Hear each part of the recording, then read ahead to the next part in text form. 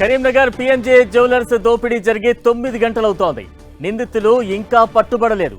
5గురు నిందితులు 2 బైక్లపై పారిపోయినట్లు సీసీ కెమెరాల్లో రికార్డైంది. దోపిడీ దొంగలు పోలీసుల కళ్లు గప్పి రాష్ట్రం దాటేశారా, లేదంటే ఎక్కడైనా తలదాచుకున్నారా అనే అనుమానాలు కలుగుతున్నాయి. ఇక్కడ ట్విస్ట్ ఏంటంటే బైక్లపై పారిపోతున్న దొంగల దగ్గర గోల్డ్ బ్యాగ్ కనిపించలేదు.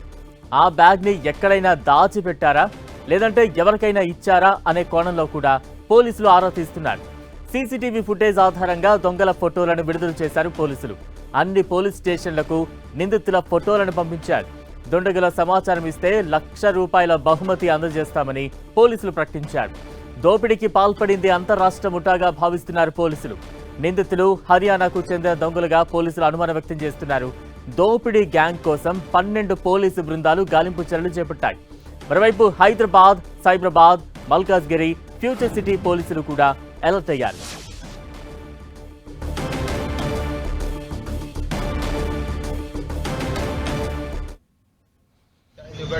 తర్వాత 4 వచ్చారు. చైన్ కావాలన్నారు. చైన్ కావాలన్నాక లోపలికి పోయారు. లోపలికి పోయినాక చూసేమో ఇంకొక 2 వచ్చి దాన్ని బట్టి సెక్యూరిటీ మీద అటాక్ చేశారు సార్. అందరూ ఫోటో పెట్టారు. నేను బాత్రూమ్ ఉంటుందని బాత్రూమ్ దగ్గర కొంచెం వచ్చిండ్రు. భయపడి బాత్రూమ్ ఉన్నా